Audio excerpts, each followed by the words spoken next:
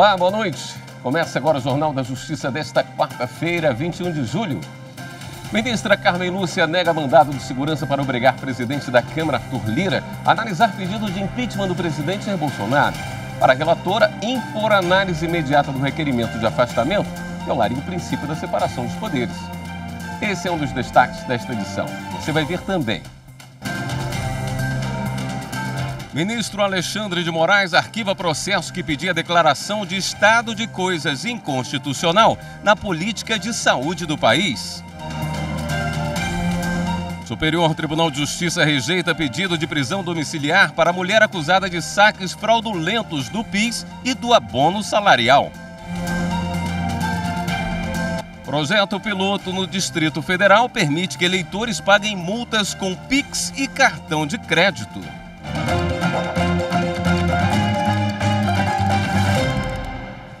A ministra Carmen Lúcia rejeitou o mandado de segurança que tentava obrigar o presidente da Câmara dos Deputados, Arthur Lira, a analisar um pedido de impeachment do presidente Jair Bolsonaro. Repórter Marta Ferreira, ao vivo, fala pra gente os detalhes dessa decisão. Boa noite, Marta. Boa noite, William. Boa noite a todos. Essa ação foi ajuizada por políticos do PT no início do mês, questionando por que o presidente da Câmara, Arthur Lira, não se manifestava sobre um pedido de impeachment feito em maio do ano passado. A ministra Carmen Lúcia afirmou que não ficou comprovada a omissão por parte de Arthur Lira e que também não há prazo previsto na lei para que ele se manifeste sobre esses pedidos de afastamento. Carmen Lúcia destacou que a análise desse tipo de denúncia envolve questões que vão além do preenchimento dos requisitos formais. Ela cita que, conforme a legislação e o regimento interno da Câmara, cabe ao presidente da Casa avaliar a denúncia, analisando os dados jurídicos e políticos, para dar continuidade ou não ao pedido de afastamento. Na decisão, ela afirma que nem pode o presidente da Câmara dos Deputados iniciar processo de impeachment sem o atendimento dos requisitos formais da petição apresentada, nem pode ser obrigado a dar sequência a pleito apresentado por decisão judicial, pela qual a autoridade judiciária se substitua àquela autoridade legislativa. Carmen Lúcia diz ainda que a imposição do imediato processamento da denúncia para apuração de responsabilidade do presidente da República pelo Poder Judiciário macularia o princípio constitucional da separação dos poderes. William. Obrigado, Marta. E por questões processuais, o ministro Alexandre de Moraes arquivou a ação que pedia ao Supremo o reconhecimento do estado de coisas inconstitucional na política de saúde do país. No pedido encaminhado à Corte, a Associação Nacional do Ministério Público de Contas argumentava que alterações normativas nos últimos anos têm resultado em um quadro de instabilidade para o custeio da saúde pública, ao promover uma participação cada vez menor da União no volume de recursos destinados ao SUS. Ao negar dar continuidade ao processo, o relator ressaltou que a entidade não possui legitimidade para apresentar o tipo de ação que foi ajuizada, pois não há relação direta da matéria com os interesses típicos da classe profissional que representa. A Defensoria Pública de São Paulo entrou com um pedido de habeas corpus no Supremo para que uma grávida de 21 anos e mãe de outros filhos cumpra a pena em regime domiciliar por causa da pandemia da Covid-19. A Defensoria argumenta que a prisão da gestante desconsidera uma recomendação do Conselho Nacional de Justiça para que os tribunais e magistrados adotem medidas preventivas contra a propagação da Covid-19 nas penitenciárias e unidades do sistema socioeducativo. Segundo a defesa, a mulher foi condenada inicialmente a 5 anos em regime fechado por tráfico de drogas, tendo respondido ao processo em liberdade desde 2018, sem ter cometido nenhum outro crime. Após a apelação do Ministério Público, ela foi condenada a mais 3 anos por associação ao tráfico. Com o trânsito em julgado, foi presa no começo do mês. De acordo com a Defensoria, a mulher tem 21 anos, está grávida e tem 3 filhos de 5, 3 e 1 ano de idade. Diante dos riscos dentro da penitenciária, o pedido é para que ela cumpra a pena em regime domiciliar. A liminar foi negada pelo Superior Tribunal de Justiça. Agora o caso está sob a relatoria da ministra Rosa Weber, do Supremo Tribunal Federal. E o presidente do Superior Tribunal de Justiça, ministro Humberto Martins, indeferiu o pedido de prisão domiciliar para uma mulher acusada de ser mentora de uma organização criminosa e fazia saques fraudulentos do PIS e do abono salarial, benefícios pagos pela Caixa Econômica Federal. A prisão preventiva foi decretada em outubro de 2020, durante a Operação Abono. O Ministério Público Federal ofereceu denúncia contra a mulher e outras 22 pessoas acusadas de participação no esquema. De acordo com a acusação, o grupo praticou diversos crimes de estelionato ao longo de 2 anos, realizando saques fraudulentos de valores relativos aos benefícios do PIS e do abono salarial. Ainda segundo o MPF, o grupo efetuava outros saques fraudulentos de recursos existentes em contas bancárias e fazia financiamentos em instituições financeiras com dados pessoais de terceiros e documentos falsificados. Em habeas corpus impetrado no STJ, a defesa alegou que a acusada, presa há 8 meses, é mãe de uma criança de 5 anos e, por isso, teria direito de cumprir a prisão preventiva em regime domiciliar, conforme a legislação. Na análise do pedido, o presidente do STJ, ministro Humberto Martins, mencionou que o Tribunal Regional Federal da 2ª Região, ao indeferir o pedido da defesa, apontou que na residência da acusada funcionava uma espécie de escritório do crime em plena pandemia da Covid-19 e o delito seria praticado na presença da criança. Ao indeferir liminar em habeas corpus, o ministro Humberto Martins ressaltou o fato de que a decisão do Tribunal de 2ª Instância, contestada no habeas corpus, é de fevereiro. Por isso, não se justifica a análise do pedido da defesa durante o plantão judiciário deste mês de julho. Além disso, o ministro destacou que o pedido liminar tem o mesmo conteúdo do pedido principal do habeas corpus, hipótese em que a análise deve ser deixada para o órgão colegiado competente que, em momento oportuno, discutirá com mais profundidade os argumentos apresentados. A relatora na 6ª turma será a ministra Laurita Vaz. E o presidente do STJ também suspendeu prisão que não respeitou o entendimento do STF sobre presunção de inocência. O presidente do STJ, ministro Humberto Martins, concedeu liberdade a um homem que teve mandado de prisão expedido depois de ser condenado em 2ª instância por tráfico de drogas. De acordo com o ministro, a mais recente interpretação do Supremo Tribunal Federal sobre a prisão após condenação em 2ª instância recomenda que o acusado aguarde em liberdade até o trânsito em julgado da ação penal. O homem foi preso em flagrante em 2016 com 8 gramas de maconha no bolso, além de dinheiro e um aparelho celular. O Ministério Público de Minas Gerais ofereceu a denúncia por tráfico, mas o juiz de 1º grau entendeu que a quantidade era compatível com a versão do denunciado, de que a droga era para seu próprio uso, e decidiu pela pena de advertência. A acusação recorreu ao Tribunal de Justiça de Minas Gerais, que condenou o réu a 6 anos e 5 meses de prisão em regime fechado. Um mandado de prisão foi expedido logo em seguida e a Defensoria Pública de Minas Gerais entrou com um pedido de habeas corpus no STJ, alegando que a antecipação da execução da pena viola o entendimento do STF sobre a presunção de inocência. O ministro Humberto Martins afirmou que o STJ passou a seguir a mesma orientação do Supremo, de que a pena só pode começar a ser executada quando esgotados todos os recursos. O presidente esclareceu que, conforme posição do STF, é preciso analisar cada caso, pois o encarceramento antes do trânsito em julgado ainda é possível quando estiverem presentes os requisitos da prisão preventiva. Humberto Martins concedeu então a liminar em habeas corpus para garantir que o réu aguarde em liberdade até o julgamento do último recurso. E na retrospectiva do 1º semestre do Supremo Tribunal Federal em 2020, a consultora jurídica Karina Zuccolotto destaca o julgamento que validou a obrigação da União de fazer cálculos para execução de sentenças em juizados especiais federais. Olá, boa noite. E dando sequência à nossa retrospectiva dos julgamentos realizados no 1º semestre de 2021 no plenário do Supremo Tribunal Federal, vamos falar da ação que questionava decisões judiciais proferidas no âmbito dos juizados especiais federais e que determinavam a aplicação da chamada execução invertida, ou seja, a obrigação da União, quando condenada e devedora apresentaram o valor do cálculo do montante a ser pago na ação de execução.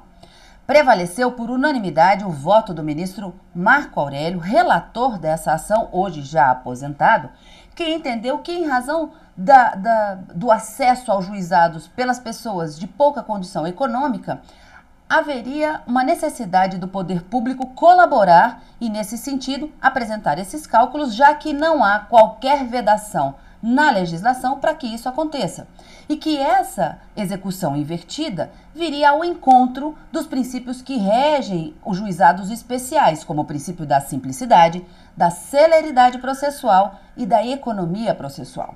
O julgamento em maio foi retomado com o voto vista do ministro Luiz Fux, que seguiu o relator e disse que a regra estabelecida no Código de Processo Civil é de que a parte vencedora apresente esse valor do montante devido na fase de execução, mas que, considerando a hipossuficiência dessas pessoas que acessam os juizados especiais, não haveria qualquer óbice nem na legislação e nem nessa atuação colaborativa do poder público.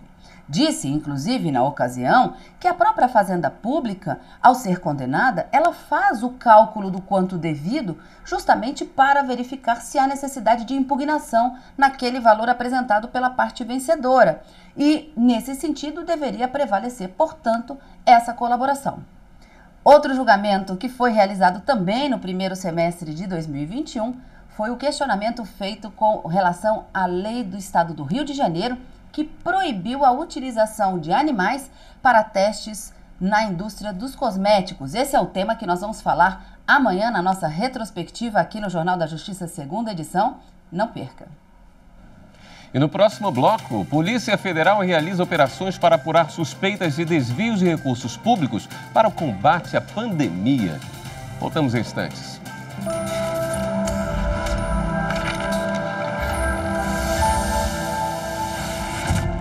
Pode-se dizer com muita tranquilidade que a Constituição Federal de 88 revolucionou o direito do consumidor, matéria então pouco discutida pela doutrina e pela jurisprudência, com tímida produção legislativa para um direito reconhecido como fundamental.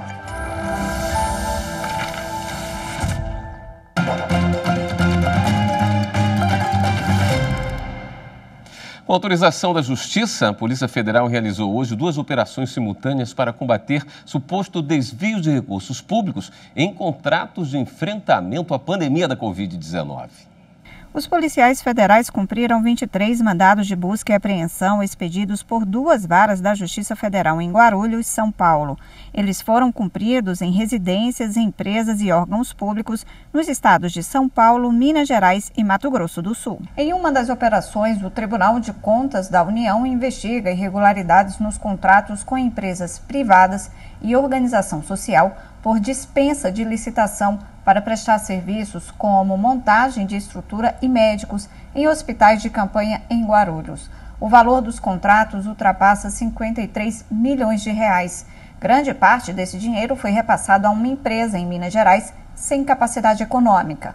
Uma outra operação investiga se a Prefeitura de Guarulhos teria usado verbas federais destinadas ao combate da pandemia em contratos fraudulentos para compra de máscaras. Os investigados podem responder pelos crimes de fraude em licitação, associação criminosa, corrupção, peculato e lavagem de dinheiro. A Justiça Federal determinou que a segunda dose da vacina contra a Covid-19 seja aplicada em 90 dias na Paraíba. A decisão atende pedido de urgência do Ministério Público Federal. Mais de 1,5 milhão de pessoas foram vacinadas com a primeira dose na Paraíba e mais de 600 mil completaram a imunização, de acordo com o governo do estado. Para avançar a faixa etária, o Comitê Intergestor Bipartite da Paraíba, órgão responsável pelas resoluções sobre o Plano Nacional de Imunização no estado, aprovou na semana passada que os imunizantes da AstraZeneca armazenados para a segunda dose fossem aplicados para a primeira dose. Com isso, muitas cidades, como a capital João Pessoa, conseguiram avançar a faixa etária da vacinação contra a Covid. O Ministério Público Federal, então, recorreu à Justiça para evitar que quem havia tomado o imunizante tivesse prejuízo e assim acabasse com o ciclo comprometido por não receber a segunda dose no intervalo recomendado pela bula, que seria entre 30 de julho e 3 de agosto. A terceira vara da Justiça Federal na Paraíba determinou então que a Secretaria de Saúde do Estado tem que reservar doses suficientes da vacina AstraZeneca para a população já imunizada com a primeira dose, até que se reponha o estoque da segunda dose, que estava guardado e foi distribuído para os municípios usarem como primeira dose. Foi determinado ainda que não se altere a destinação de doses de vacinas remetidas pelo Ministério da Saúde para aplicação de segunda dose sem deliberação da autoridade federal competente. O Ministério Público Federal pediu que a União seja multada por ter descumprido decisão judicial sobre deslocamento de forças federais para a região do Rio Abacaxis, no Amazonas. No dia 7 de junho, a Justiça determinou o deslocamento de forças policiais federais para conter a violência contra ribeirinhos e indígenas, localizados na região do município de Nova Olinda do Norte, no Amazonas. Mas a decisão não foi cumprida.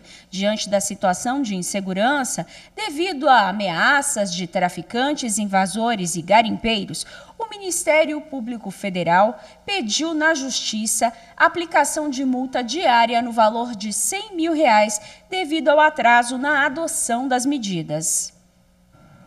O sistema de pagamento de multas eleitorais está ficando cada vez mais moderno para facilitar a vida do cidadão. Graças a uma iniciativa do TRE do Distrito Federal, o eleitor já pode fazer o pagamento via Pix. Vai ficar ainda mais cômodo quitar as multas eleitorais. Além do boleto bancário, agora também é possível fazer o pagamento via Pix ou cartão de crédito. A iniciativa beneficia apenas os eleitores do Distrito Federal e do exterior e começou a valer nesta segunda-feira, dia 19. A nova medida é fruto de uma parceria entre o TRE do Distrito Federal, a Secretaria de Administração do TSE e o Tesouro Nacional. É importante destacar que este ainda é um projeto piloto, mas a tendência é de que estas opções de pagamento possam ser ampliadas para eleitores e eleitoras dos demais estados brasileiros. O serviço já está ativo e para acessar basta entrar no site do TRE do Distrito Federal, tre-df.jus.br. E a seguir, Justiça do Distrito Federal confirma a liminar e determina que Serasa deixe de comercializar dados pessoais. A gente volta já.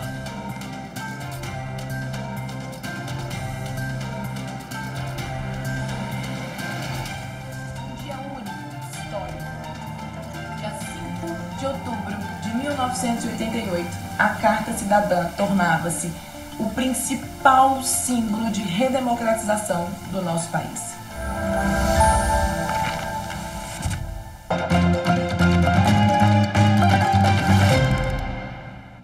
A Justiça do Distrito Federal confirmou liminar que impede a Serasa de comercializar dados pessoais dos consumidores. A ação foi proposta pelo Ministério Público do Distrito Federal e dos Territórios. O argumento foi de que a venda de informações viola a Lei Geral de Proteção de Dados, pois a coleta não foi precedida de uma clara manifestação dos consumidores. Também que o compartilhamento dos dados, da forma que tem sido feito pela empresa, não respeita os direitos à privacidade das pessoas, à intimidade e à honra. O Ministério Público afirma que quem contrata os serviços recebe uma ou mais bases de dados contendo CPF, nome, endereço e telefones, e que filtros podem selecionar o tipo de informação acessada dentro de um universo de 150 milhões de CPFs. Aponta ainda que essa exposição generalizada pode gerar um grande vazamento de dados e alerta sobre o risco de utilização indevida dessas informações, na época das eleições, por exemplo. A defesa da Serasa afirmou que a ação foi proposta de forma precipitada, com base em informações superficiais, buscadas no site da empresa, sem qualquer aprofundamento sobre os serviços. Alega que os produtos existem há anos, sem questionamentos ou reclamações por parte dos consumidores, e não produzem danos porque estão alinhados à legislação. Também justifica que a comercialização dos dados faz parte de suas atividades e não há divulgação de informações sensíveis dos titulares, abuso ou violações. Em maio deste ano, a segunda turma do Tribunal de Justiça do Distrito Federal e dos Territórios, por unanimidade, determinou que a empresa suspendesse a comercialização dos dados. Agora, o juiz da 5ª Vara Civil de Brasília confirmou a decisão liminar contra a empresa.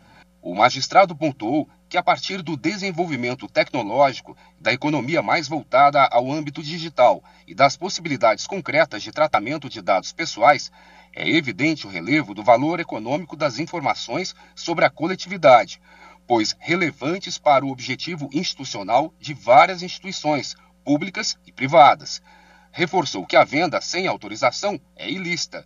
Segundo o magistrado, é exatamente por meio do consentimento inequívoco que o titular dos dados consegue controlar o nível de proteção e os fluxos de seus dados, permitindo ou não que suas informações sejam processadas, utilizadas ou repassadas a terceiros.